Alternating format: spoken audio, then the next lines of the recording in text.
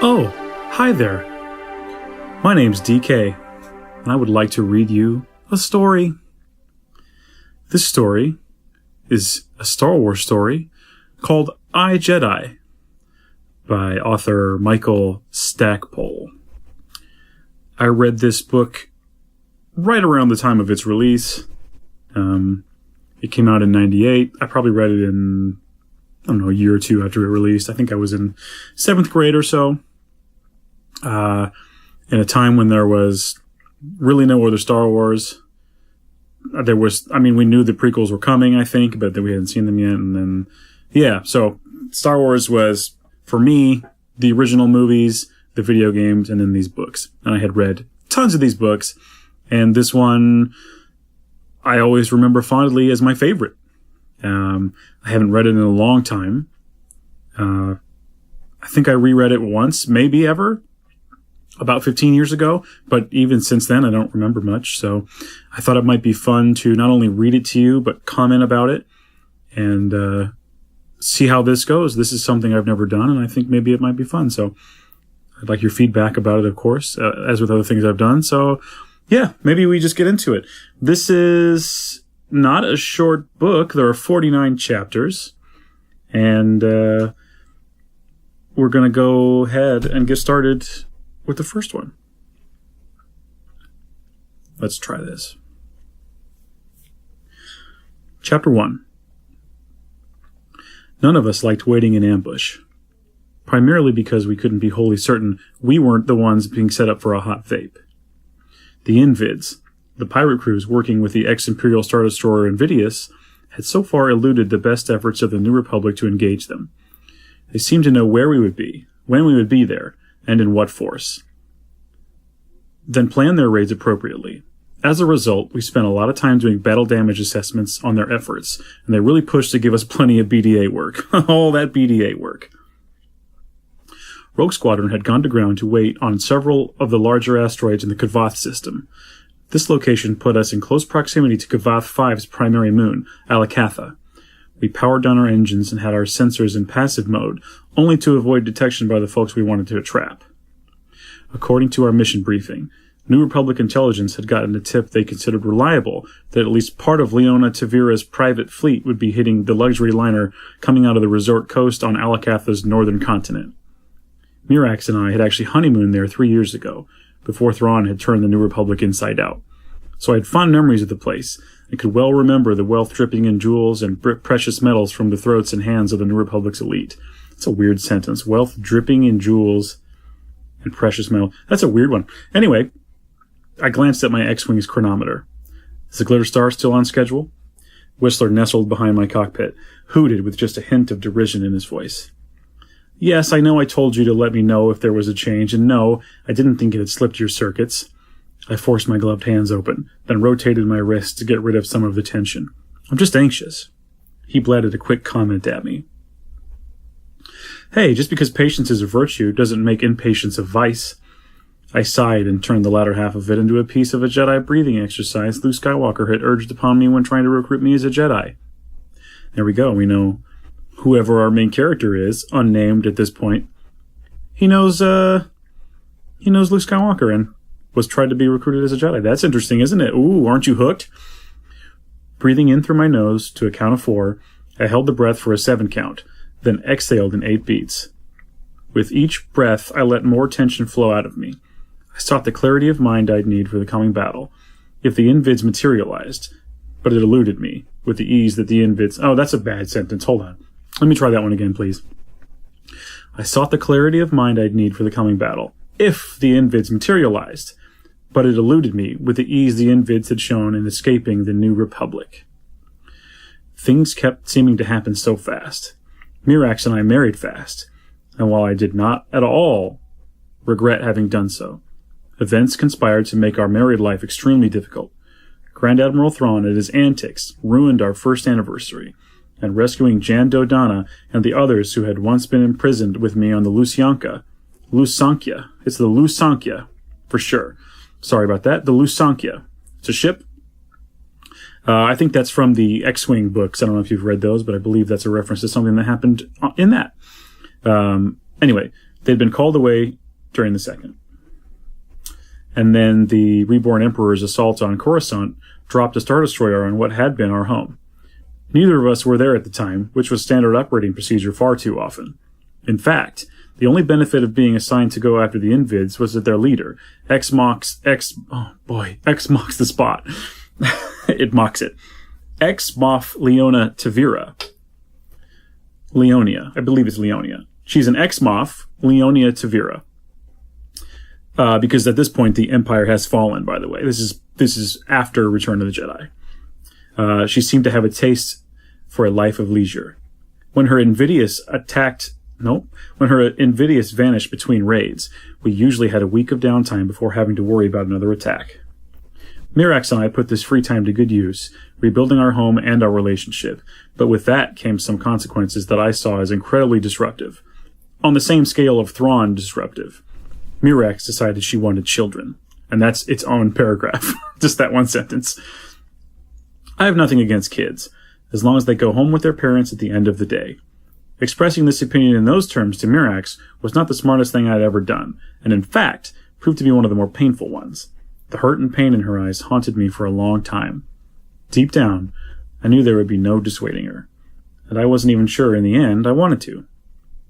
I did, however, and employed... No, I did try, however, and employed most of the standard arguments to do so. This is an unsettled time in the galaxy ploy lost out to the fact that our parents had faced a similar choice, and we turned out pretty well. The uncertainty of my job argument wilted beneath the logic of my life insurance, and then withered away when Mirax gave me a glimpse of the account files, the real ones, for her import-export business. She pointed out that she could easily support the 3 or 4 of us, and I'd not have to work a single second, outside of caring for the children. And she noted that carrying a child for 9 full months meant she would already have 3.11 years of 40-hour weeks of childcare log, and that I would owe her. That is good logic. Over and above all that, she said I'd make a great father. She noted that my father had done a great job with me. Having learned from him the skills of being a father, she just knew I'd be wonderful with kids. In using that argument, she turned the love and respect I had for my father around on me. She made it seem as if I was dishonoring his memory by not bringing children into the world. Don't you mean galaxy? Anyway, it was a most persuasive argument, as I knew it would be, and hammered me pretty hard. In retrospect, I should have given up at the start and saved the two of us a great deal of grief. She makes her living, a very good living, it turns out, convincing all sorts of folks that junk no one else wants is absolutely vital to them. Does the word folks seem out of place there? This is a Star Wars book. That's not a very Star Warsy word, is it? Folks. While she engaged me in logical discussions, focusing my defenses on that avenue of attack, she slipped past my guard on a purely emotional level. Little comments about what kind of child our genetic lottery would produce got me investing brain sweat in solving that puzzle. That went straight to the detective training in me. The training that wouldn't let me drop a case until I had an answer. Ooh, we know this guy, whoever he is, has detective training. Which, in this case, meant a child. She also managed to flick on the HoloNet monitors when some event featuring news about Leia Organa Solo's 3-year-old twins was being shown. Those kids don't exist anymore in the Star Wars canon, unfortunately. Jason and Jaina Solo. Thanks, Disney. The children were frighteningly cute, and their very existence had been blamed for a baby binge in the New Republic.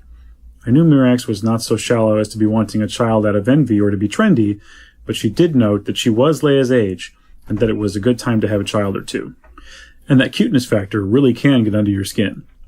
The New Republic media avoided showing the twins drooling and dripping the way children do, and they really maximized the appealing things about the toddlers. It got so that when I did remember dreams, they were of me cradling a sleeping child in my arms. Oddly enough, I stopped thinking of those dreams as nightmares pretty quickly and did my best to preserve them in my mind. Realizing I was lost, I began to bargain for time. Mirax flat refused to accept fixed time dates, mainly because I was thinking in years, so I made things conditional. I told her once the Invids were taken care of, we'd make a final decision. She accepted my decision a bit better than I expected, which started preying on me, making me feel guilty. I would have thought that was a tactic she'd decided to use, but she thought guilt was a hammer and she's definitely a Vibroblade fan. I exhaled slowly again. Whistler, remind me when we get home. Mirax and I need to make a decision on this baby thing. Now, not later. Tavira is not going to dictate my life. Whistler's happy high staccatos sailed down into a low warning tone. I glanced at my primary monitor. The glitter star had lifted from Alicatha, and another ship had appeared in the system. Whistler identified it as a modified bulk cruiser known as the Bootyful. Bootyful. Bootyfull. Bootyful. I can only assume you mean pirate's booty, but I don't know. Unlike the liner's sleek design, the cruiser was studded with warty protrusions that quickly detached themselves and began to run in on the liner. I keyed my comm. Rogue Lead, 3 flight has contact. 1 cruiser and 18 uglies heading in on the glitter star. Tycho's voice came back cool and calm. I copy, 9. Engage the fighters with 2 flight. 1 has the cruiser.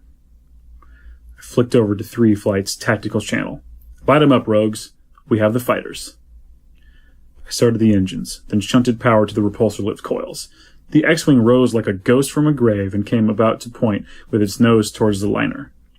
As Ural's X-Wing pulled up on my left, and my other 2 pilots, Verolf and Gufran, I'm sorry, those are wrong, I'm sure, but that's what we're going with, arrived on the right, I punched the throttle full forward and launched myself into the fight. A smile blossomed on my face. Any sapient creature making a claim to sanity would find hurtling along in a fragile craft made of metal and ferroceramics to be stupid or suicidal. Pushing that same craft into battle merely compounded the situation, and I knew it. By the same token, very few experiences in life can compare to flying in combat, or engaging any enemy in a fight. Because doing that is the one point where civilization demands us to harness our animal nature and employ it against the most dangerous prey. Without being physically and mentally and even mechanically at my best, I would die and my friends might even die with me. But I had no intention of letting that happen. With a flick of my thumb, I switched from lasers over to proton torpedoes and allowed for single fire. I selected an initial target and eased the crosshairs on my heads-up display onto its outline.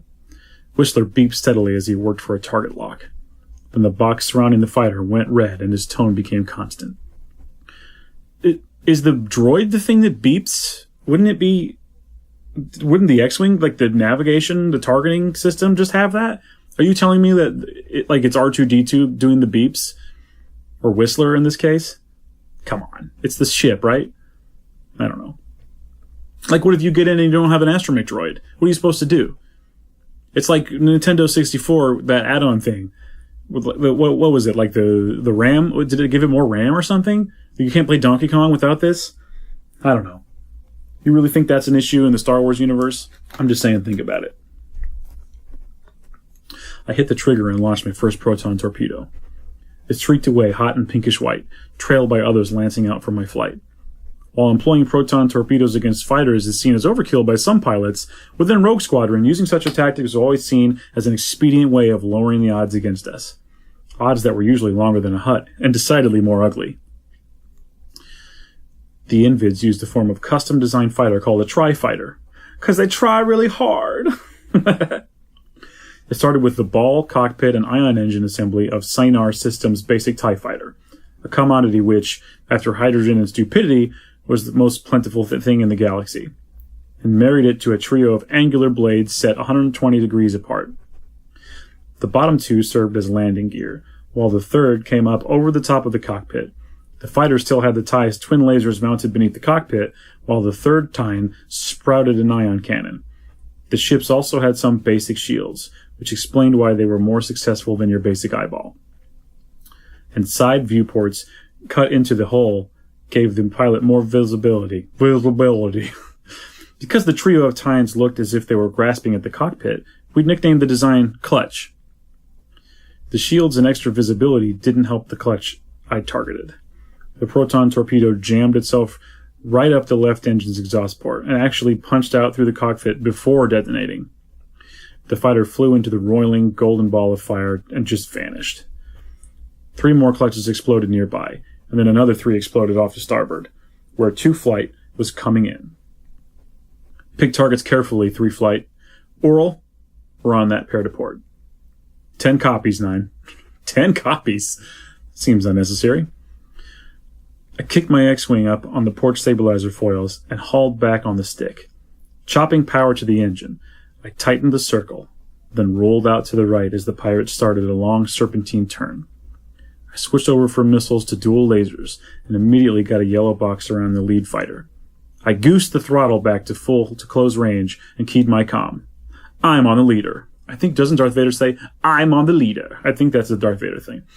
Also, goose. Can you say goose? Because do geese exist in this? I don't know. Just asking for a friend. Oral gave me a double click on his comm to let me know he'd gotten the message.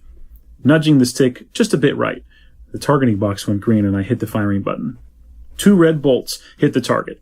The first fried the shields. The clutch trailed sparks from the shield generator like a comet trailing ice. The second bolt pierced the cockpit, and though it hit kind of high, it hit hard too. Sparks shot from the hole, and the clutch began to slow spiral down toward Alicatha. Oral rolled to port, and the other clutch broke. I brought my X-Wing around and behind him as he lined his shot up.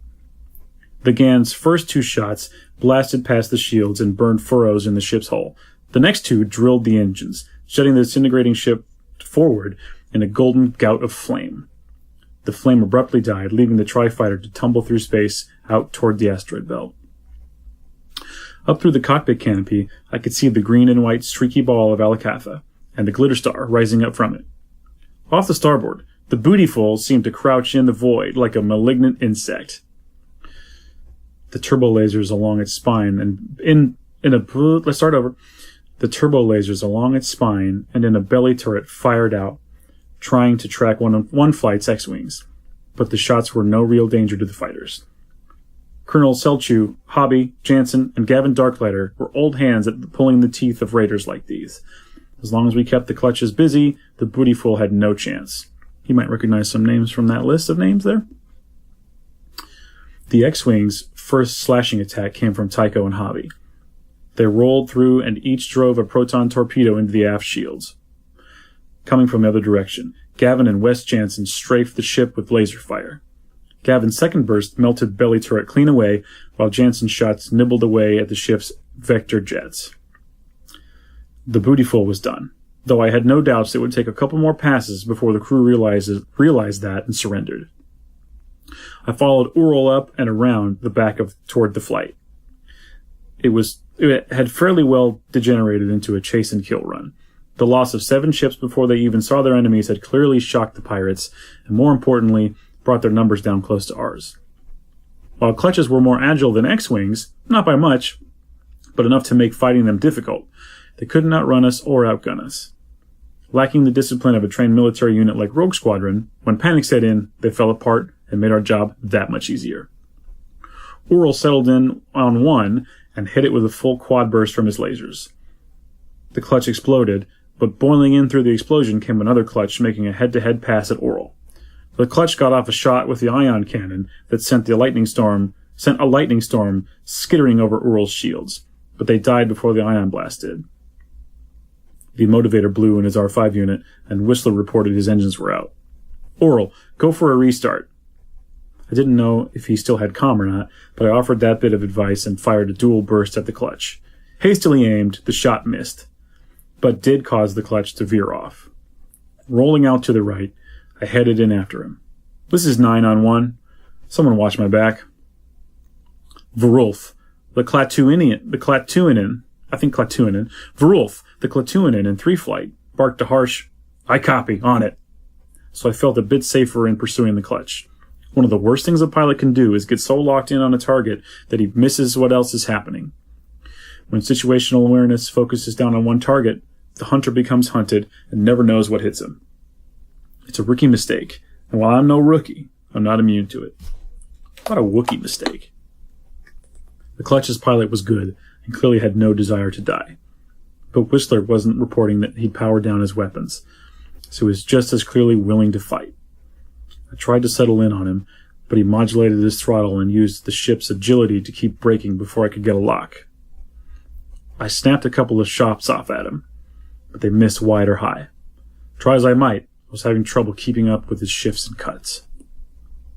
I pulled back on the throttle and let him gain some distance. His juking antics continued. But with range, the movements that had ripped him out of my sights in close barely broke the edges of my targeting box. I hit the firing button and sent 2 paired bursts at him. One pair lanced through the aft shield and mangled one of his landing tines. The other 2 energy darts clipped the thrust vector vents on the port side, limiting his maneuverability. Whistler displayed a comm frequency being used by the clutch, and I punched it up on my comm. This is Captain Corin Horn of the New Republic Armed Forces. I will accept your surrender. Oh, by the way, our character's name is Corin Horn. Corran Horn. A woman answered me. Don't you know, Invids never surrender. Not true of the bootyful. Rizzolo is a fool, but he doesn't have a capital warrant on his head. I do. She laughed. I have nothing to live for except my honor. 1 pass, Horn. You and me. You'll die. A single pass would negate the clutch's agility advantage. She had to know that. But perhaps not alone. Her ship, she said. Her ship stopped jinking and headed out on a long loop. Allow me this honor, she said. The clutch turned and began its run at me. I wanted to do as she asked, and would have, except for one thing. The Invids had proved over and over that they had no honor. I switched to proton torpedoes, got a quick tone lock from Whistler, and pulled the trigger. The missile shot from my X-wing and sprinted straight for her ship. As good as she was, the clutch pilot knew there was no dodging it. She fired with both lasers, but they both missed. Then, at the last moment, she shot an ion blast that hit the missile. Blue lightning played over it, burning out every circuit that allowed the torpedo to track and close on her ship. I'm fairly certain, just for a second, she thought she had won. The problem with the projectile is that even if its sophisticated circuitry fails, it still has a lot of kinetic energy built up. Even if it never senses the proximity of its target and detonates, that much mass, moving that fast, treats a clutch cockpit much the way a needle treats a bubble. The torpedo drove the ion engines out the back of the clutch, where they exploded. The fighter's hollow remains slowly spun off through space, and would eventually burn through the atmosphere and give resort guests a thrill. Ha ha ha! Look at that murder! Whistler made my threat screen all green, indicating no more active hostiles in the area. 3 Flight reported in, and Ural was back up and running. His forward shield had collapsed and refused to come back up, but otherwise he was fine. Verulf and Gufran, reported no trouble with their X-Wings. As it turned out, only Reem Poller in 2 Flight had been hit hard enough to be forced extravehicular, but she reported she'd be fine until the skip ray blast boat from the Glitter Star picked her up. I switched the comm over to the command channel. All green here, Rogue Leader. I copy, 9. Looks like this wasn't the trap we feared it would be. No, sir, it doesn't. Have your people prepared? Guys, reading a book is hard. Reading a book is hard on its own. Reading a book out loud. Wow. I'm finding out very quickly it's not as easy as I might have thought it would be. Please bear with me. Have your people prepare to join the fleet. As ordered, Colonel. I relayed the order to my people, but before we could reach my designated rendezvous point, the fleet made a micro jump in from the edge of the system. A Mon Calamari cruiser and 2 Victory-class Star Destroyers formed a triangle in the space above Alicatha.